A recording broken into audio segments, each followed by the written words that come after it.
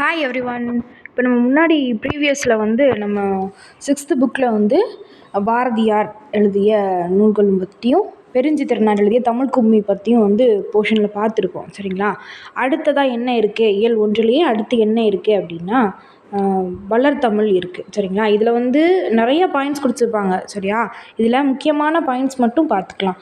எது எப்படி கேட்பாங்க அப்படின்றத மட்டும் பார்த்துக்கலாம். சரியா? ஓகே.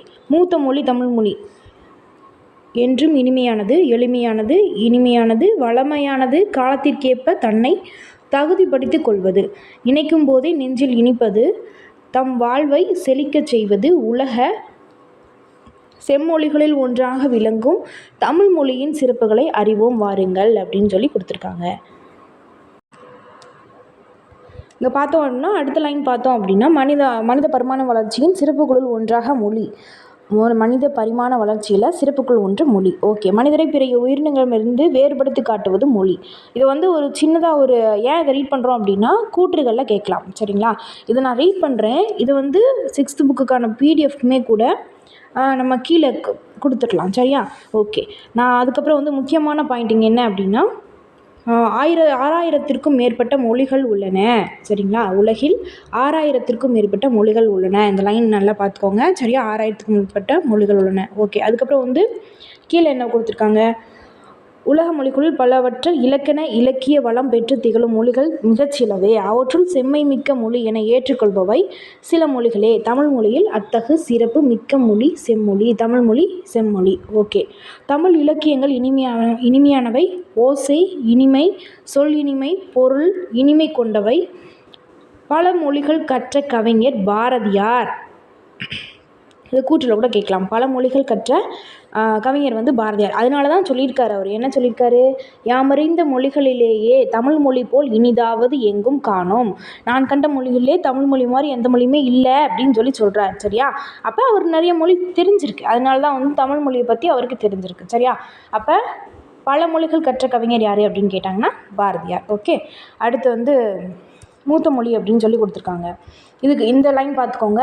என்று பிறந்தவள் என்று உணராத இயல்பினலாம் எங்கள் தாய், என்னைக்கு உருவாச்சு அப்படின்னே தெரியாதே அப்படின்னு சொல்கிறாங்க. யார் கூறியிருக்கா? அதையும் பாரதியார் தான் சொல்லியிருக்கார். பாரதியார் என்ன சொல்லியிருக்காரு, என்னைக்கு உருவாச்சுன்னே தெரியல அப்படின்னு சொல்லி மென்ஷன் பண்ணியிருக்காங்க. சரியா? ஓகே. அதுக்கப்புறம் வந்து இது வந்து கூற்றில் கேட்கலாம். இந்த லைன் பார்த்துக்கோங்க. சாலைகள் தோன்றிய பிறகே சாலை விதிகள் தோன்றியிருக்கும், அதுபோல இலக்கியம் தோன்றிய பிறகு அதற்குரிய இலக்கண விதிகளும் தோன்றியிருக்கும் கொடுத்துருக்கு. சரியா? இது வந்து கூற்றில் கேட்கலாம். அந்த லைன் பார்த்து வச்சுக்கோங்க. சரியா? ஓகே. அதுக்கப்புறம் வந்து தொல்காப்பியம் தமிழில் நமக்கு கிடைத்துள்ள மிக பழமையான இலக்கண நூல். முதலில் கிடைத்துள்ள பழமையான இலக்கண நூல் எது அப்படின்னு கேட்டால் தொல்காப்பியம். ஓகே. அதுக்கப்புறம் வந்து இதனை கொண்டு தமிழ் மொழி மிகவும் தொன்மையான மொழி அப்படின்னு சொல்லியிருக்காங்க. தொல்காப்பியம் கிடைச்சிருக்கு, இலக்கணத்தோட கிடைச்சிருக்கு. அதாவது இலக்கண முறையில் தான் அதை வந்து எழுதியிருக்காங்க. அதனால் வந்து அதுக்கு முன்னாடி வந்து இலக்கியங்கள் இருக்க போய் தானே அதுக்கப்புறம் தொல்காப்பியம் இலக்கணத்தில் மென்ஷன் பண்ணியிருக்காங்க. ஓகே. அதை தான் சொல்லியிருக்காங்க. அப்போ தமிழ் மொழி மிக தொன்மையான மொழி அப்படின்னு சொல்லி மென்ஷன் பண்ணுறாங்க. ஓகே.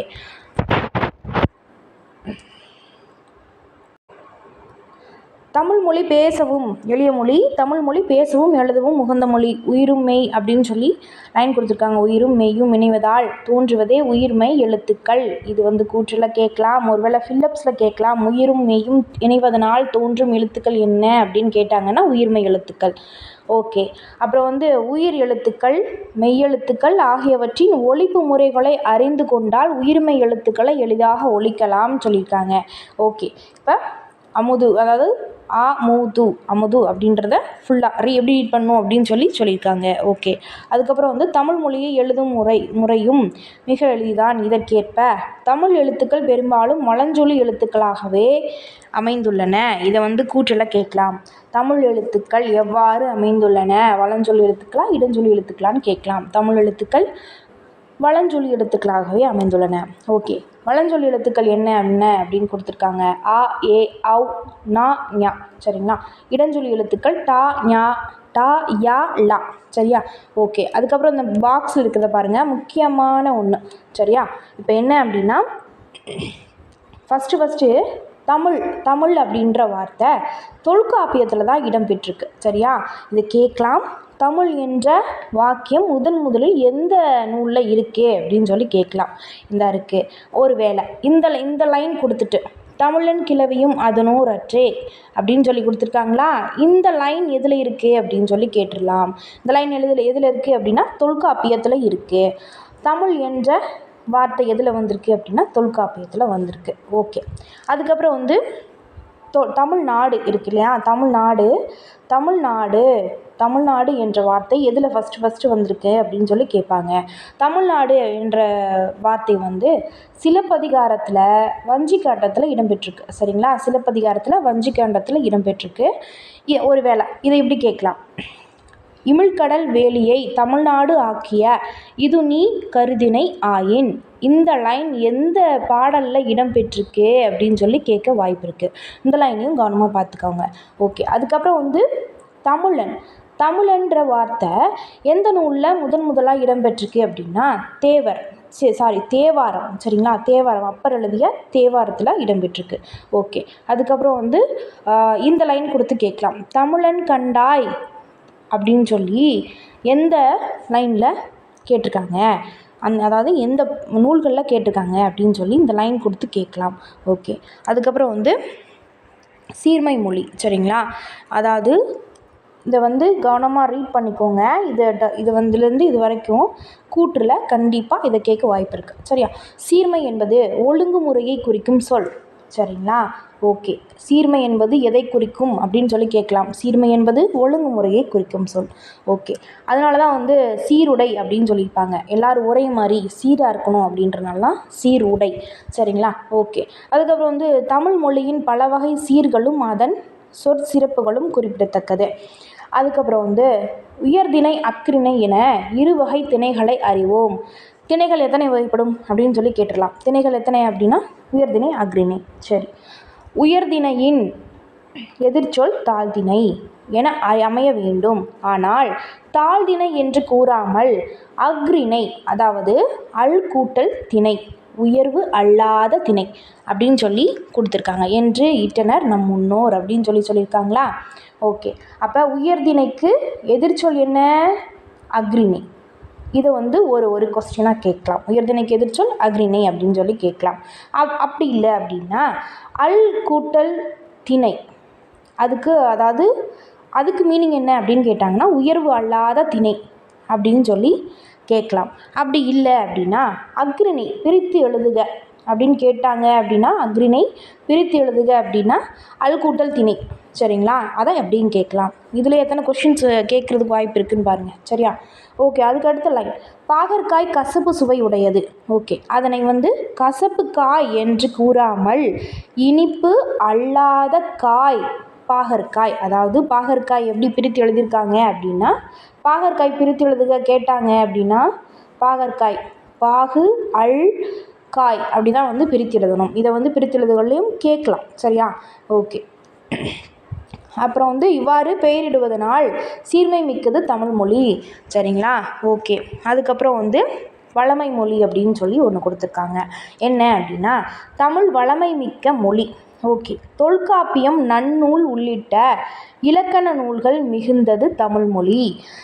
இலக்கண நூல்கள் எது அப்படின்னா தொல்காப்பியம் நன்னூல். கீழ்கண்டவற்றுள் இலக்கண நூல் எது அப்படின்னு சொல்லி கேட்கவும் வாய்ப்பு இருக்குது. எதுன்னு கேட்டால் தொல்காப்பியம் நன்னூல் கீழே ஆப்ஷனில் கொடுத்துருந்தா நோட் பண்ணிக்கோங்க. ஓகே. சங்க இலக்கியங்கள் 8 தொகை 10 பாட்டு. ஓகே. அதுக்கப்புறம் வந்து அறநூல்கள் எது அப்படின்னா திருக்குறள் நாலடியார். ஓகே. அதுக்கப்புறம் வந்து சிலப்பதிகாரம் மணிமேகலை எது அப்படின்னா காப்பியங்களாக கொண்டது. சரியா? சிலப்பதிகாரம் மணிமேகலை வந்து காப்பியங்கள். ஓகே. இவ்வாறு இலக்கிய இலக்கண வளம் நிறைந்தது தமிழ்மொழி.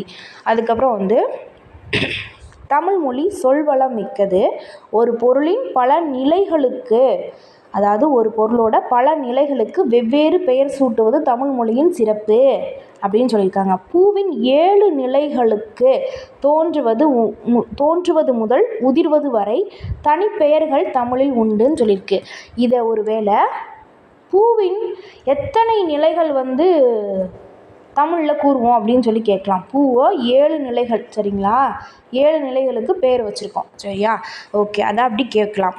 சரி, 7 நிலைகள் என்ன அப்படின்னா இங்கே பார்த்தீங்கன்னா தெரியும். இது ஒரு வேளை இந்த நிலைகள் இது வந்து அலர் அப்படின்றது கேட்டிருக்காங்க நிறைய வாட்டி கேட்டிருக்காங்க. அலர் அப்படின்னா மலர்தல் அப்படின்னு சொல்லி மீனிங். சரியா? ஓகே, இது பாருங்கள். அரும்பு, மொட்டு, முகை, மலர், அலர், வி, செம்மல். சரிங்களா? ஓகே. வி அப்படின்னா மலர் வந்து விரிந்த நிலை. சரிங்களா? ஓகே. இந்த மாதிரி இந்த 7 பேரில் எந்த பேர் கேட்டாலும் மலர்களை தான் குறிக்குதுன்னு அர்த்தம். சரியா? இதை வந்து கேட்குறதுக்கு நிறைய வாய்ப்பு இருக்குது. அடுத்தது, ஓர் எழுத்து ஒரு சொல்லாகி பொருள் தருவது உண்டு.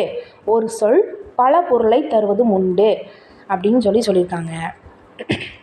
அதாவது ஓரெழுத்து மொழி, அதாவது ஒரு எழுத்துக்கு நிறைய பொருள்களும் உண்டு அப்படின்னு சொல்லியிருக்காங்க. இப்போ பாருங்கள், மான் இருக்குதா, மாக்கு நிறைய கொடுத்துருக்காங்க. சரிங்களா? இதில் ஏதாவது ஒன்று கொடுத்துட்டு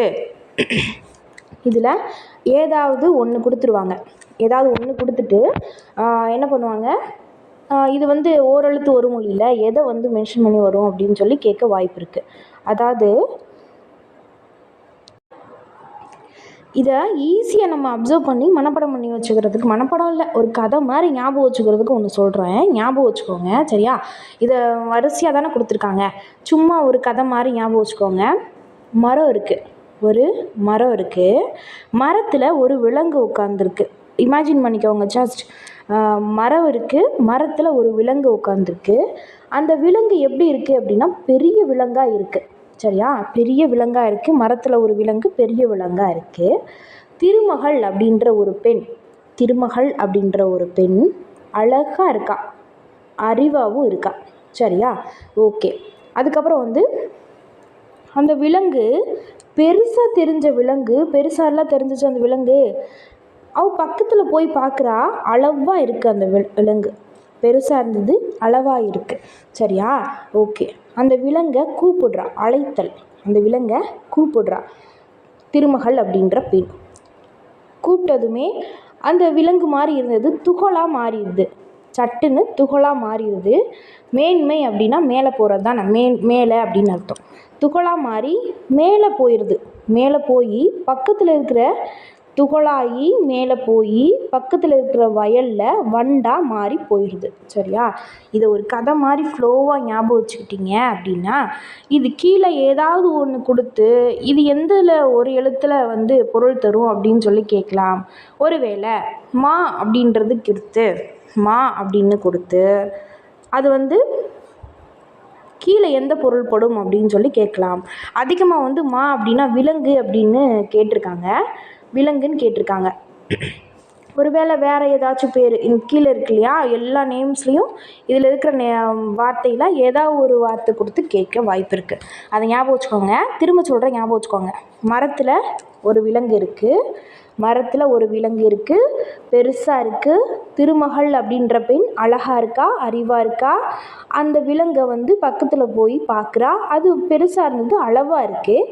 அழைக்கிறா, கூப்பிடுறா, அது துகளாக மாறி மேலே போய் வயலில் வண்டாக மாறி போயிடுது. சரியா? ஓகே. இதை ஞாபகம் வச்சுக்கோங்க, எப்பயுமே மறக்காது. ஓகே.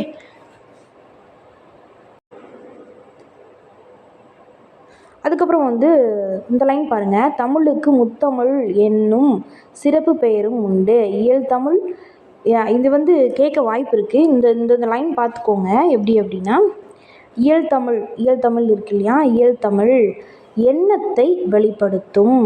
இயல்தமிழ் என்ன பண்ணும் அப்படின்னு சொல்லி கேட்க வாய்ப்பு இருக்குது. இயல்தமிழ் எண்ணத்தை வெளிப்படுத்தும். ஓகே. அதுக்கப்புறம் வந்து இசைத்தமிழ் உள்ளத்தை மகிழ்விக்கும். நாடகத்தமிழ் உணர்வில் கலந்து வாழ்வின் நிறை குறைகளை சுட்டி காட்டும். சரியா?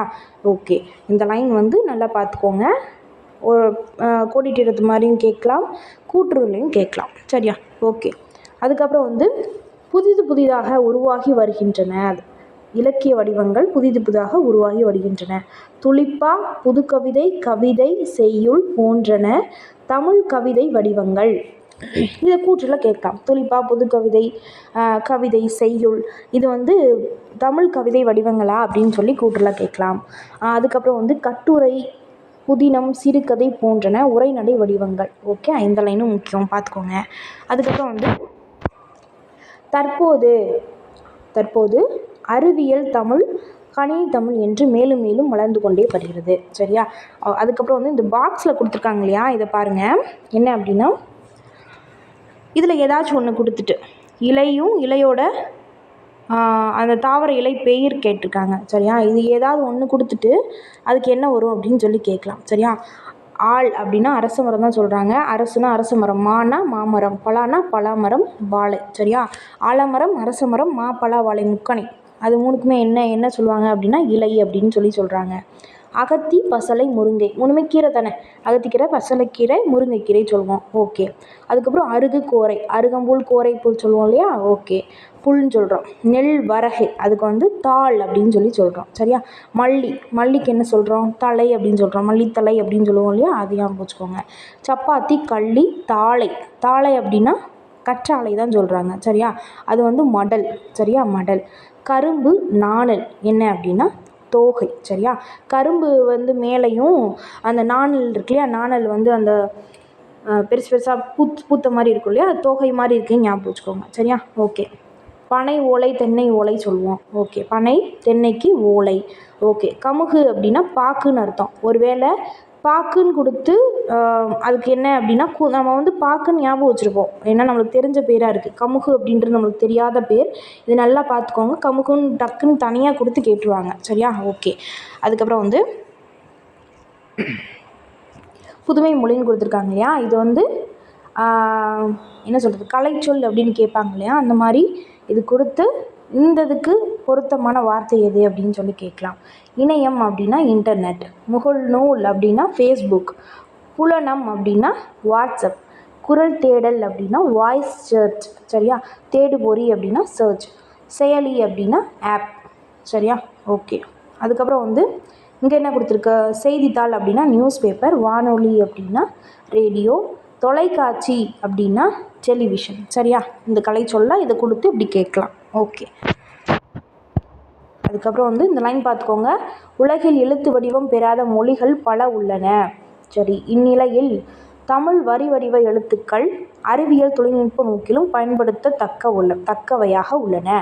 மொழியை கணினியில் பயன்படுத்த வேண்டும் என்றால் அது எண்ணின் அடிப்படையில் வடிவமைக்கப்பட வேண்டும். இதை கூற்றில் கேட்கலாம். மொழியை கணினியில் பயன்படுத்தணும் அப்படின்னா என்ன வடிவத்தில் பயன்படுத்தணும்னு கேட்கலாம். எண்ணின் அடிப்படையில். சரியா? எண்ணின் அடிப்படையில் வடிவமைக்கப்பட வேண்டும். தொல்காப்பியம், நன்னூல் போன்றவை நம் படிப்பதற்கு எழுதப்பட்டவை. சரி, ஆயினும் அவை கணினி மொழியினும் ஏற்ற நுட்பமாக வடிவத்தை பெற்றுள்ளன.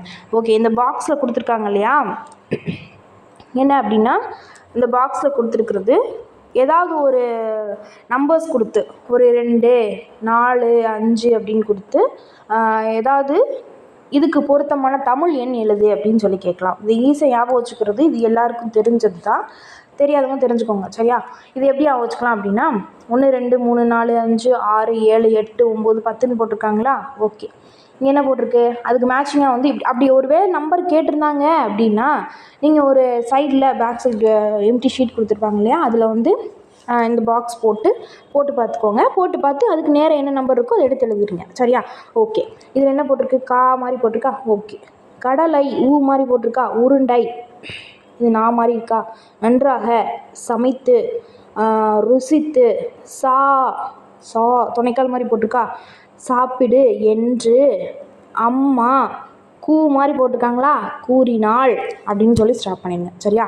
இது எப்படி, கடலை, உருண்டை, நன்றாக சமைத்து, ருசித்து, சாப்பிடு என்று அம்மா கூறினாள். ஓகே. ஓகே. இப்போ காக்கு என்னது, கா, அதாவது 1க்கு என்னது, கா தானே. ஓகே, அப்போ 1க்கு கா போட்டுருவோம். 0க்கு இங்கே 0 பக்கத்தில் போட்டுருவோம். இது கண்டுபிடிச்சிருவோம். சரியா? இந்த டேப்லேஷன் போட்டுட்டு இப்படி நீங்கள் பண்ணீங்க அப்படின்னா உங்களுக்கு ஈஸியாக இருக்கும். ஒரு வேளை எக்ஸாமில் என்ன கேட்கலாம் அப்படின்னா 2, 1, 7, 2, 1, 7 இது வந்து தமிழ் எண்களில் எழுது அப்படின்னு கேட்டாங்கன்னா 2க்கு என்ன போட்டிருக்கு, ஊ போட்டிருக்கா. ஓகே, ஒன்றுக்கு என்ன கா போட்டிருக்கு. அது ஒரு 7க்கு என்ன ஏ போட்டிருக்கா. அப்போ ஊ கா ஏ அதுதான் வந்து நேரான தமிழ் எழுத்துக்கள். சரியா, தமிழ் எண்கள். ஓகே, ஒருவேளை தமிழ் எண்கள் கொடுத்துட்டு அதுக்கான எண்கள் என்ன வரும் அப்படின்னு சொல்லி கேட்கலாம். சரியா, இதை பார்த்துக்கோங்க. சரியா, ஓகே. அதுக்கப்புறம் மூத்த மொழியான தமிழ் கணினி, இணையம் போன்றவற்றில் பயன்படுத்தத்தக்க வகையில் புது மொழியாகவும் திகழ்கிறது. இத்தகைய சிறப்புமிக்க மொழியை காண்பது நமக்கு பெருமை அல்லவா? தமிழ் மொழியின் வளமையும் வளர்ச்சிக்கும் பங்காற்ற வேண்டியது நமது கடமை அல்லவா அப்படின்னு சொல்லி கொடுத்துருக்காங்க. ஓகே, அதுக்கப்புறம் வந்து இந்த போர்ஷன் கம்ப்ளீட் ஆகுது. இதுக்கு பின்னாடி இருக்கிறத பார்த்துக்கோங்க கவனமாக. சரியா, அதில் சொல்லியிருந்தாங்க இல்லையா, தமிழ், தமிழன், தமிழ்நாடு அப்படின்ற வார்த்தை எந்தெந்த நூல்களில் இடம்பெற்றிருக்கு அப்படின்னு சொல்லி கேட்டிருந்தாங்க. அப்படி தானே? ஓகே, இப்போ கொடுத்துருக்காங்க இந்தந்த வார்த்தைகள் வந்து எதில் இடம்பெற்றிருக்கு அப்படின்னு சொல்லி கேட்டிருக்காங்க. சரியா, ஓகே. இப்போ வந்து வேளாண்மை அப்படின்ற வார்த்தை கலித்தொகை திருக்குறளில் இடம்பெற்றிருக்கு. உழவர் அப்படின்ற வார்த்தை நற்றிணை அப்படின்னு இடம்பெற்றிருக்கு. சரியா, நற்றிணை அப்படின்ற நூலில் இடம்பெற்றிருக்கு. பாம்பு அப்படின்றது குறுந்தொகையில் இடம்பெற்றிருக்கு.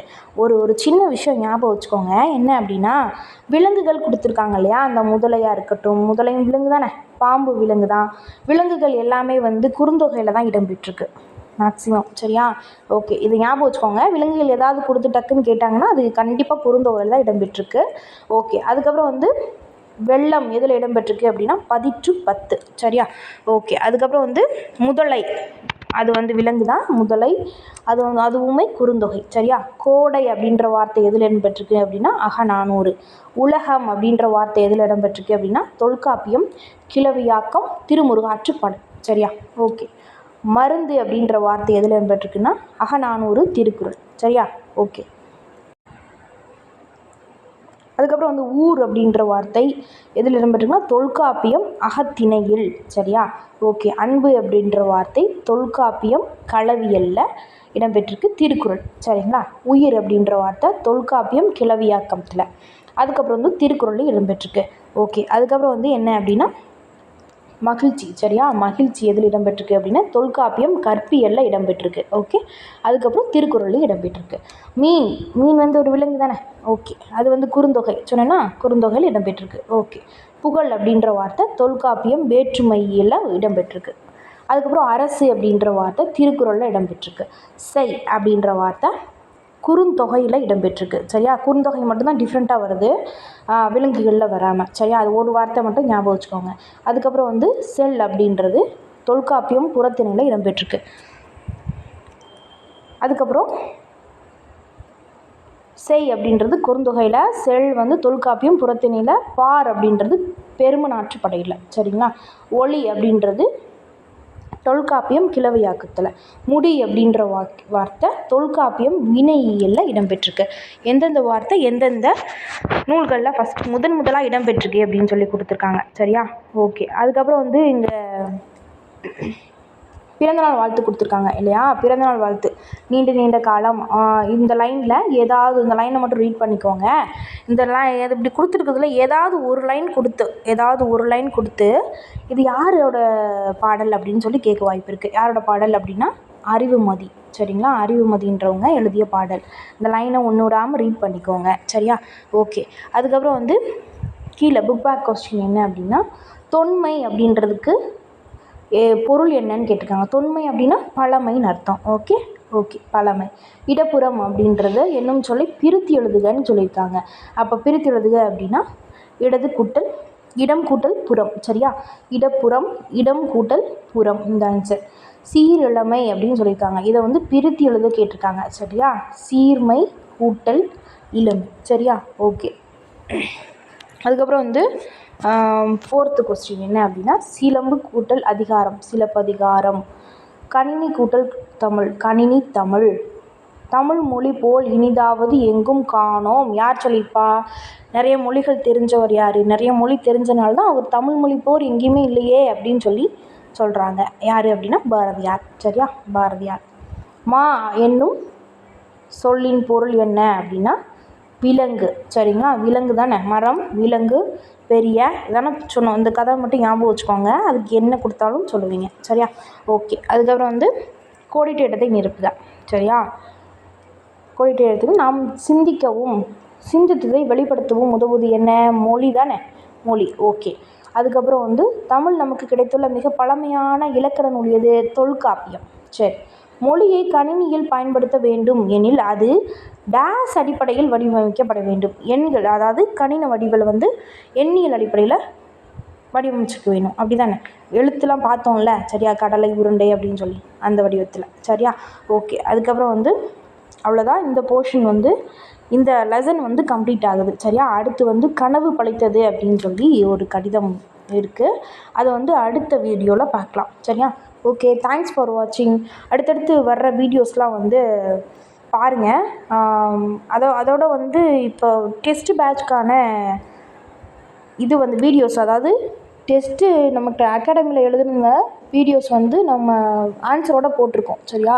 எதில் அப்படின்னா ரன்வே ஐஏஎஸ் அகாடமி அப்படின்ற யூடியூப்பில். அதோட லிங்க்கும் கீழே கொடுக்குறேன். சரிங்களா?